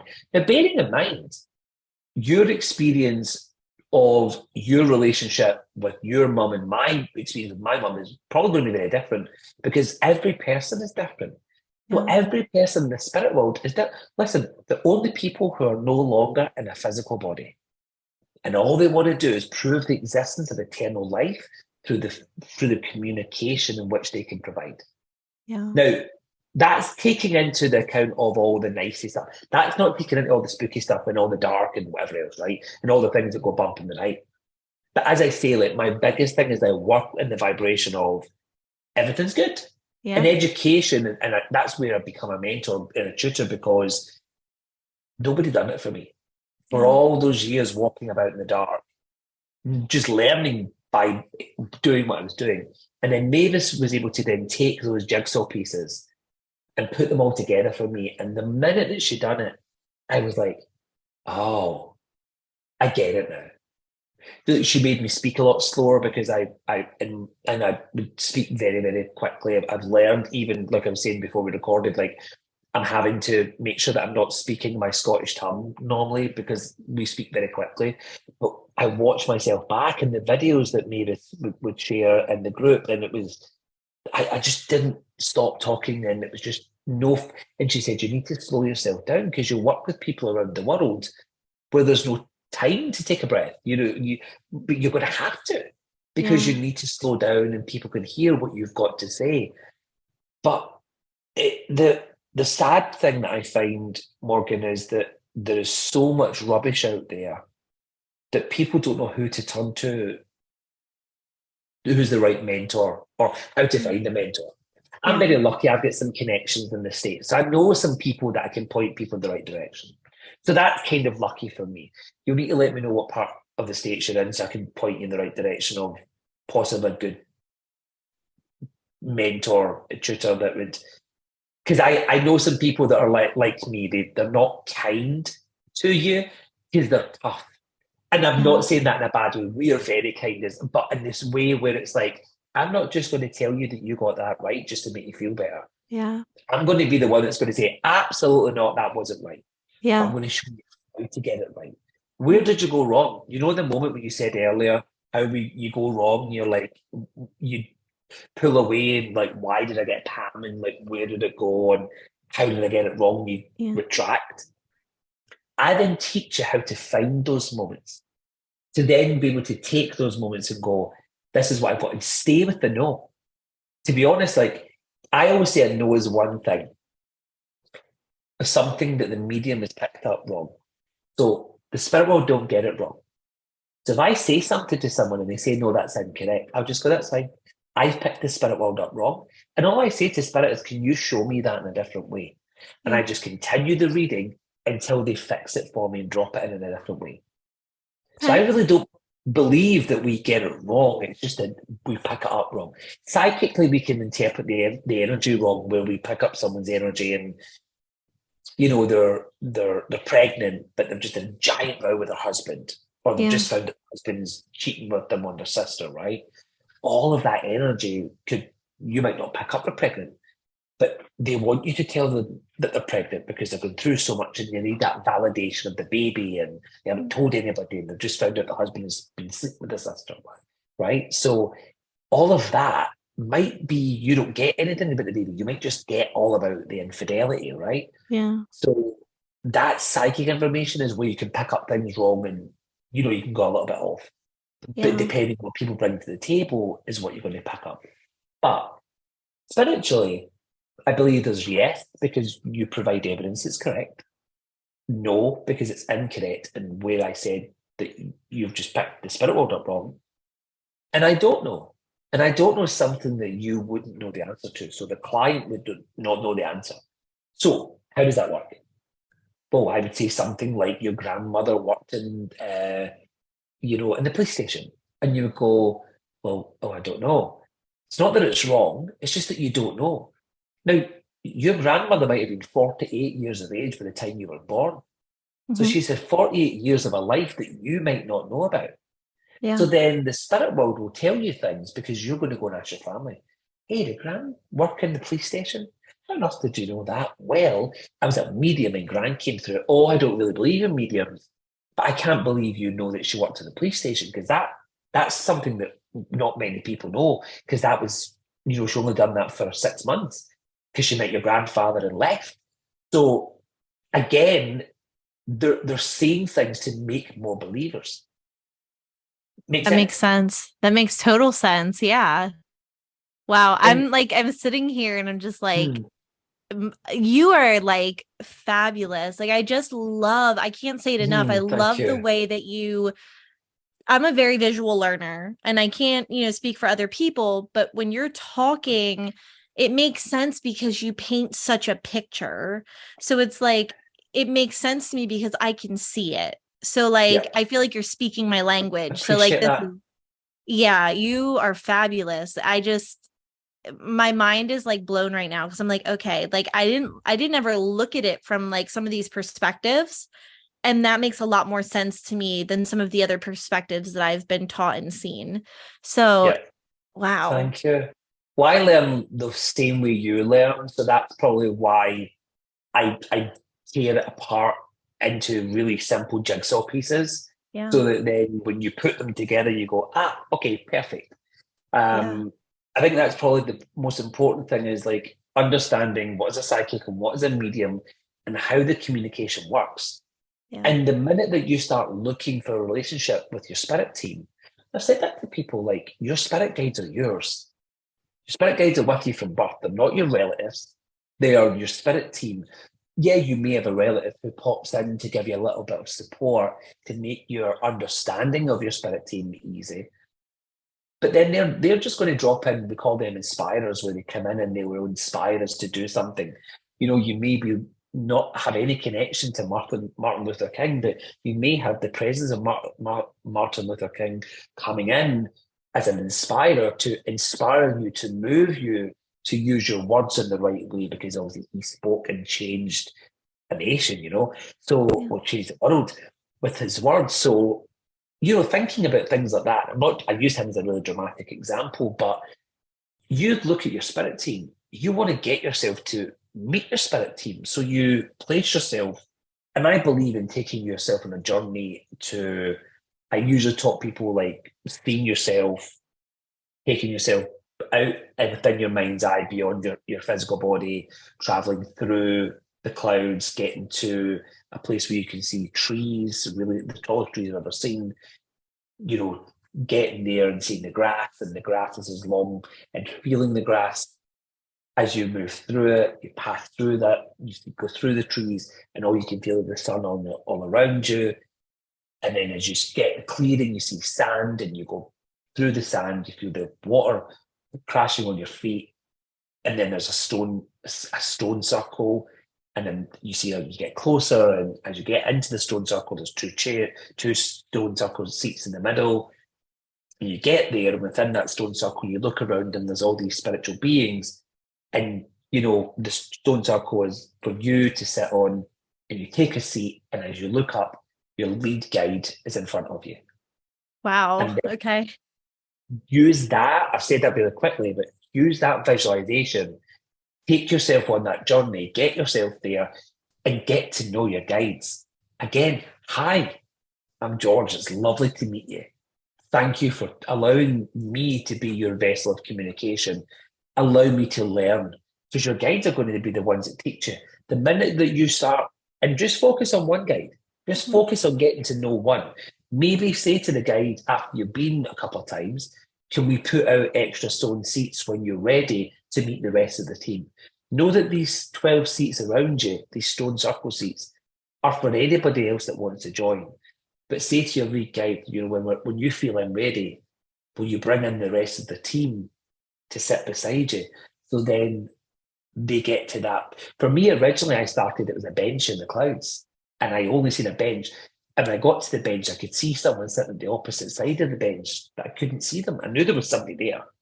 Then it was a school desk. And then I was like, oh, there's a school desk in front of me. while I'm sitting on this bench and I can see water and trees. And that's how it started for me. And that's when I met my first guide. Do you know I'd worked as a medium for almost about 15 years and hadn't ever met my guides? I'd Really? not, couldn't do it. Couldn't do it, couldn't get there, couldn't figure it out. And I was like, okay. And then I got there and someone said, have you tried doing it this way? And I was like, oh, okay. And I adapted my own way because I always want to make it mine. And I got there and I was like, oh, and there was this guy. The bench there was somebody there, but again, like I said, I couldn't get to talk to them. And then one of the times I went back, so I was like, I'm going to keep going back because I'm going to show them I'm persistent. And this one time there was a desk and there was this guy there, and he was a chemist in the war, and he was there in his white coat, and I'm like, oh, and I'm like, hi, and he told me information about him, and I made a note of it. As soon as it came out, I noted it all down in a digital notepad on my iPhone so that it was always saved to the cloud. Like it was always there that I would get it all in the cloud. So yeah, that journey to meeting your guides would be the first thing that I'm telling anyone to do. Okay. Get yourself, that stone circle is a protective circle because you're going in with the intention of being with your guides to help you move forward. The people are like, oh, I'm going to go into those dark eggs. No, you're getting your mind, you're taking your mind to a place that it doesn't need to be. You know, if somebody needs to sit in a circle of salt, let them. Like physically, if they want to do that to protect themselves, but they don't need it. That's them allowing their mind to take them to a place that they don't need to be. So if you do that, and you start doing that a few times a week until you get to know your guides and building that relationship, just say to them, I always say, I want to be in service. I'm in service of them. So every time I work, I always say, for the people that sit in front of me, may their family, friends, and loved ones communicate through me in a way that is truthful, authentic, and nothing but love. I can't ask for any more. Because then if I can leave someone saying, I knew you were talking to my son, and I knew you were talking to my daughter, I'm like, okay. As a medium, you've done mediumship right, by the end of the day, you won't remember what you've told people. Mediums don't remember the evidence that they provide. Genuinely true mediums don't. If you give them really good evidence, you won't remember because the information just passes through you too quick. Okay. That's it. Makes sense? Wow, that makes total sense. Again, I'm just like sitting here processing this because I'm like blown away. I just love the visual. And the last thing that I kind of want to just ask you for, because I think it's a pretty common question, and I just love to hear different perspectives.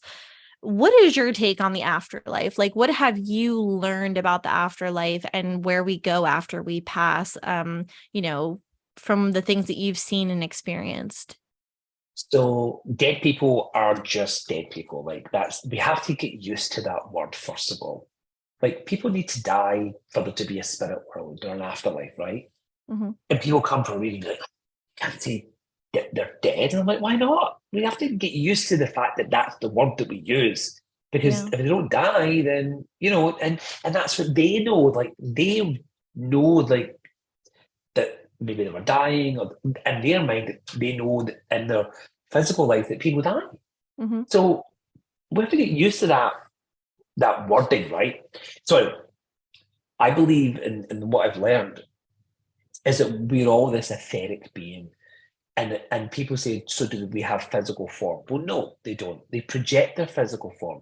Were they tall? Were they short? Were they fat or thin? Did they have missing arm, or did they have an extra long leg on one side? Or, physicalities that make someone unique.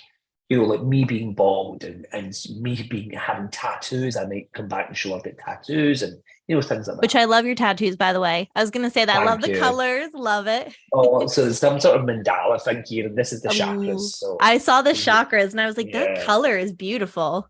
And this is a really weird artistic sketch on the Holy Trinity. That's pretty cool. There's the three rings here, like Father, Son, Holy Ghost thing. Even though I'm not religious, I just love the fact it's beautiful. I don't know why. It feels good. It's the first thing I had with colour, mind you, because then now I've got colour everywhere all over me. But yeah, so in the spirit world, we're just a thought. We are just a thought in the sense where when we transition. So we know through the mediums that have sat in the past, where they have sat for the pleasure of just channeling information. We know that there's worlds within worlds. So we know there's levels within the spirit world that we can move through at our own choice. So when someone passes away, they go to what we know as the astral plane. So then again, where we communicate in our dream state, we visit our dead relatives. So the astral plane is where you go and you reunite. So if someone passes away, say their mum and dad and their sister is in the spirit world, they'll be joined by the mum and dad, sister, their wee dog, and things like that. And there's that reunion, and there's that moment for healing and communication, maybe sorting out any issues and arguments and whatever. And then they can move beyond that to into these different levels where they have different schools of learning. And there's some spiritual people that will choose to come back and help people transition over, who which is why you hear people talk about angels and ascended beings and these tall spiritual beings of light. Well, these are people that have moved on beyond needing to come back and communicate, where they go and become these ascended beings to help people who've passed in a car accident, or people who have been caught in a landslide, or, things like that. Like more traumatic. Yeah, and they help them transition over. And so it might not just be their family that help them be there when they transition, but these ascended beings to help them transition and heal from that. Now does that so one thing I've also liked to get different perspectives on too is the topic of, and trigger warning to listeners, I am going to address taking your own life. So if you don't want to hear that, you can tune out now. But in the topic of suicide, there's a lot of buzz around that. Does that is that considered a scenario where these ascended beings would kind of help them? Have you seen cases where people have gotten stuck? Is that a thing? Yeah, it's really, it sounds good for TV. Like the movies make it, or religion, I suppose, can come into a point where you're stuck in limbo or purgatory or whatever. The real thing that I've always learned is I have a lot of people that come through like that because of people I've lost in my own life. And so again, spirit using experience. And so these ascended beings and their family and friends and loved ones would go and help them. A lot of people don't remember how they die. Okay. A lot of people in the spirit world don't remember. The more traumatic, the less likely that they're going to remember. When they transition, they are just with their loved ones. They are just with their mum, dad, brother, sister, auntie, uncle, cousin, right? They're with all their loved ones. And they're not having to fight through anything to be accepted or be in the same space as the normal person that transitioned. Okay, we'll use normal in air quotes there because it's not that at all. Would I say that maybe there's some emotional things that they need to let go of? Yeah, maybe they have to work through that, and they'll have that support in the spirit world. We don't fully understand how time works in the spirit world. We know that it changes very, very quickly in comparison to what we know here on the physical earth. So all of that just goes so quick. I mean, I remember someone coming to me and they did an appointment booked for months. They couldn't get an appointment for a few months. So by the time they come for the reading, their intention was to speak to, I think, a grandparent. And in that period, the child had sadly done what they had done, being involved in their own passing. And so then the person had only been away about 4 or 5 days. And so they weren't going to come for the reading, but somebody said, maybe you should go.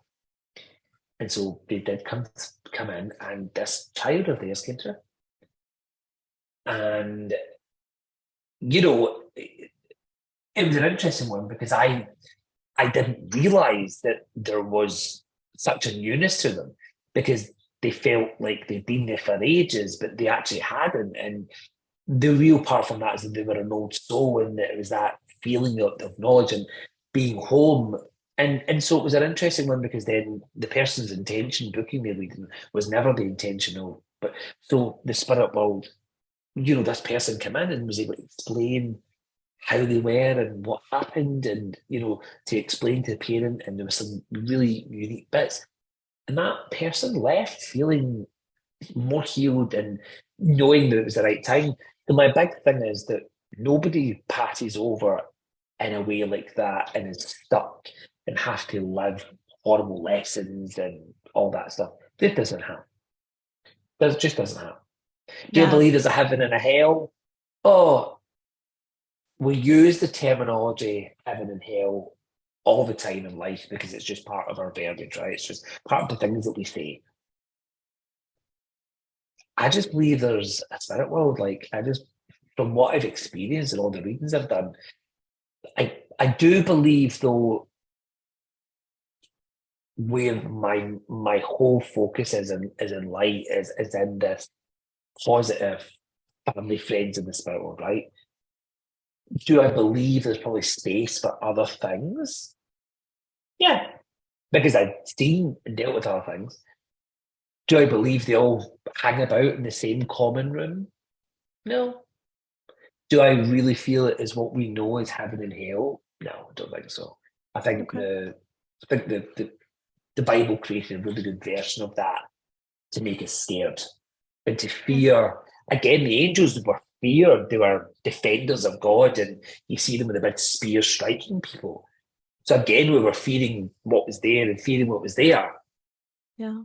Is I do believe in a divine creator, however that is. I just call it divine spirit. Like, I just shout out to divine spirit, and that's it, Yeah. Some people will stand up in a spiritual church and say Father God, divine God or whatever. I just say divine spirit because I'm just like, hey, again, as I've repeated a few times, I just here to talk to the person's dead relatives. Do I feel that there was a divine creator that made change for us all? Made things happen? Yeah. Do I feel that I'll ever get to understand that? No. Not in my physical life. I like the thought of it because I'm dead nosy and I want to know how it works. Like, I know science created the universe, but did science then create the spiritual beings? Are these spiritual beings visitors from another planet? Like, I don't know. Like, Yeah. I'm fascinated with all of that. And Yeah. that's like stuff that I'm so happy to learn what I can while I'm here. Yeah. Not that I want to hurry up and die, but I'm just like, I can't wait till that time comes. I get to learn all of that to then go into all of these schools of learning where we can learn in the spirit world to be, these ascended beings to help people, or to move on or be reborn or reincarnate a life and I stuff like was going to that. ask you So about that too, how you felt about reincarnation. didn't believe in it until about 3 years ago. Okay. I had no belief in it whatsoever. Couldn't understand how I could talk to someone's dead dad if he's being reborn. How does it Yeah. make sense? Yeah. And so, oh no, actually, it's more than 3 years now because we had the pandemic. God, okay, still lose track of time. It Honestly, was I like think COVID kind of threw a wrench in the timeline. I say that all the time. I'm like, oh, that was in 100%. 2000. And I'm like, oh, no, that was 2 years ago. Yeah, yeah, just weird how lost time. It was said to me that normally with reincarnation, we would stay here in the physical life. So let's say that the last person that is alive that I can connect to would be my nephew, right? And I'm in the spirit world, right? So let's say he's here. So then I would choose, if I wanted to stay about and give evidence and be about and watch over him until he passes over. So let's say he's the last physical relative of mine that I had a connection with. And he dies when he's 73.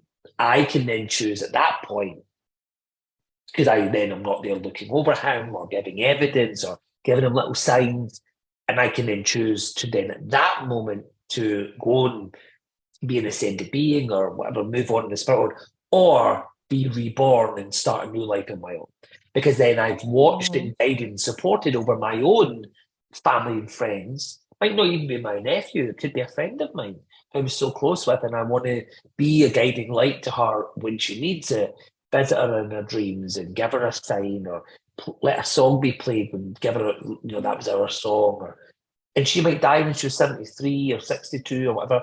And then I can choose when she comes over and goes, right, I've haunted you for 40 years now. I'm going to go and be reborn. I want to live a new life. Yeah. So that was it's kind of of like when the circle's complete, it you then kind of get you come into a choice. So I never thought of it like that ever. That's really like a neat way to look at it. Because I it always gives had it a, questions. Yeah, I yeah, always had questions was I'm like, if like once you're, because you know how like families go through cycles. I mean, you have like your elders, the yeah, people that have been in your life since you were little, and then at some point they all pass, and then you guys are the new generation. And so I always yeah. wondered, I'm like, if that just keeps going like that, like, do they just stay there forever? Or like, because I do think when you hear some of these stories from children who talk about past lives and they're like, I was on a ship and I died during a storm, and their moms are like, you're 3, you were never on a ship. But they Yeah, have the evidence to back it up. It's like, how can you deny it? But then it makes you think like, well, then how does that work? absolutely. Absolutely. But it's nice. It's a nice way to think of it because it gives a sense of comfort, doesn't it? Yeah. Because then you feel like people are always looking over us at the right time. Yeah. Hmm. Ugh, my Very heart. warmly. I know it's sweet. I think it's sweet. I think it really is because it lets us know that we still have a choice within it as well. Yes. Yes. I have to say, like, I feel like I'm ending this on a really just like my heart right now just feels warm and it just feels Hmm. full.